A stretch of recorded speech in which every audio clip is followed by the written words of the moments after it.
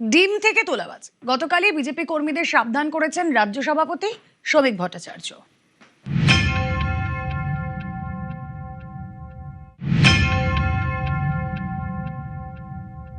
পৃথিবীতে সমস্ত একচেটিয়া একদলীয় একাধিপত্যের পতন হয়। আজকে আমরা 207 এই শরীরী ভাষা নিয়ে যদি আমাদের দলের কেউ নেমে পড়ে ময়দানে, তাহলে পরিণতি কিন্তু অত্যন্ত বিপজ্জনক হবে। যে অনাকাঙ্ক্ষিত ডিম থেরাপি শুরু হয়ে যাবে, সেই ডিম কিন্তু ঘুরে অন্যদিকেও পড়তে পারে। এটা প্রত্যেককে মনে রাখতে হবে, একটু সাবধান হবেন, কারণ ডিমের অভিমুখ বদলাতে বেশিক্ষণ সময় লাগবে না। মানুষ এই দলটা তৃণমূলীকরণ হয়ে যাক দেখতে চায় না। মানুষ 4 ঘন্টার বিজেপি দেখতে চায় না।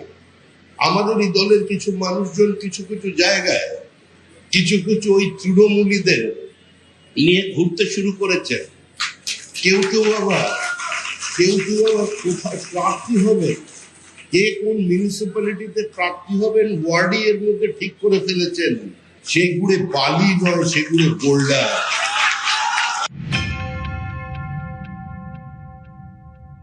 আমাদের দলের নাম নিয়ে কিছু মানুষ বিভিন্ন জায়গায় তোলাবাজির চেষ্টা চালাচ্ছে।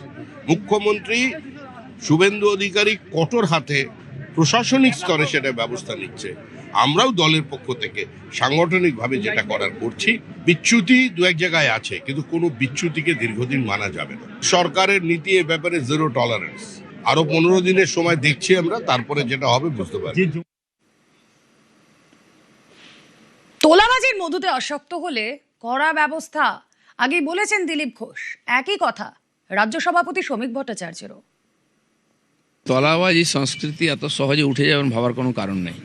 পুলিশকেও বলা হয়েছে এরকম কমপ্লেন এলে তাদেরকে অ্যারেস্ট করা, ব্যবস্থা নেওয়া, এবং সেই তোলাবাজরাই আমাদের অনেক লোকের সঙ্গে চিপকে গেছে। আমাদের বহু নেতা আছেন যারা নূতন এই মধুতে আসক্ত হয়ে যাচ্ছেন, কিন্তু পার্টিও নজর রেখেছে, চেষ্টা করছে এগুলোকে অ্যাভয়েড করতে। পার্টির মধ্যে আলোচনাও হচ্ছে, আর এরা খুব ঘনিষ্ঠ হয়ে গেছে। এই যারা দুর্বৃত্ত ছিল, মানুষকে কষ্ট দিয়েছে, লুট করেছে, তারা আসার চেষ্টা করছে আমাদের লোকের কাছে।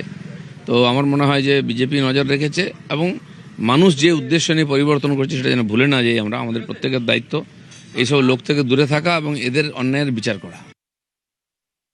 একটা অভিযোগ আছে যে কিছু কিছু জায়গায় কিছু মানুষ যাচ্ছেন, 4 ঘন্টার বিজেপিও তার মধ্যে আছে। কয়েকটি ক্ষেত্রে 1-2টি জায়গায় নিচু তলায় কিছু বিচ্যুতি আছে, সেগুলোকে পার্টিগতভাবে আমরা ঠিক করার চেষ্টা করছি, এবং অত্যন্ত কঠোর হাতে আমাদের মুখ্যমন্ত্রী শুভেন্দু অধিকারী প্রথম দিন থেকে এর বিরুদ্ধে ব্যবস্থা নিয়ে চলেছেন। সাংগঠনিকভাবে চিহ্নিত করে পার্টি যা ব্যবস্থা নেবে, এবং যারা যারা এই কাজ করছেন, একটু বাড়াবাড়ি করছেন, যা করার কঠোর হাতে আমাদের মুখ্যমন্ত্রী শুভেন্দু অধিকারী সেটাকে দমন করে দেবেন।